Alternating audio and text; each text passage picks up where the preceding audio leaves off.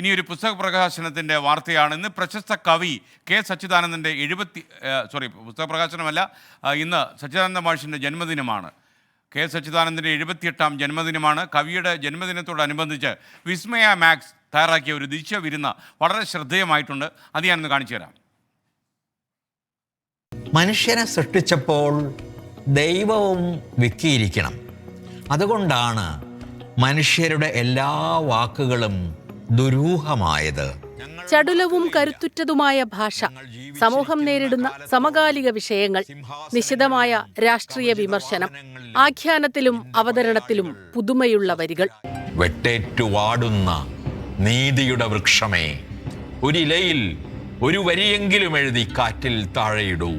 ലോകകവിതയുടെ മുമ്പിൽ ഏറ്റവും പ്രധാനപ്പെട്ട ഒരു ഭാഷാ വ്യവഹാരമായും ഒരു ചരിത്ര വ്യവഹാരമായും നിലനിർത്താൻ വേണ്ടി തൻ്റെ ജീവിതകാലം മുഴുവനും യത്നിച്ചുകൊണ്ടിരിക്കുന്ന സച്ചിദാനന്ദന് എൻ്റെ ജന്മദിന ആശംസകൾ.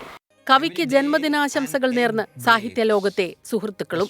മതേതരമായ ഒരു ആത്മീയതയില്ലാത്ത ഒരു പ്രത്യയശാസ്ത്രത്തിനും നിലനിൽപ്പില്ലെന്ന് പ്രഖ്യാപിച്ച കവി സച്ചിദാനന്ദ സാറിൻ്റെ കവിത നമ്മുടെ കൊച്ചു കേരളത്തിന് തികച്ചും അഭിമാനമാണ്, ഒരു ധൈര്യമാണ്.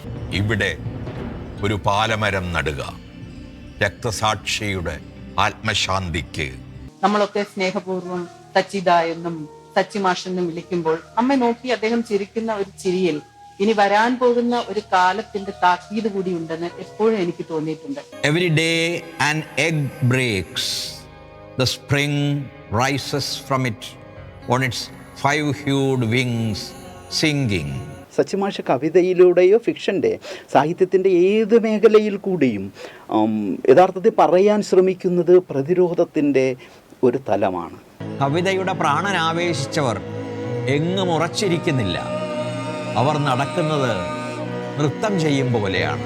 ഒരു മനുഷ്യ സമൂഹത്തിനെതിരെ ജാഗ്രതയുള്ള കൊത്തുപണികൾ ചെയ്ത കവിതയുമായിട്ടാണ് സച്ചിദാനന്ദൻ എന്ന കവിയുടെ സഞ്ചാരം. സച്ചിദാനന്ദം എന്ന പേരിൽ വിസ്മയ മാക്സ് ഒരുക്കിയ ദൃശ്യവിരുന്നിൽ കവിയുടെ 6 കവിതകൾ ഉൾപ്പെടുത്തിയിരിക്കുന്നു.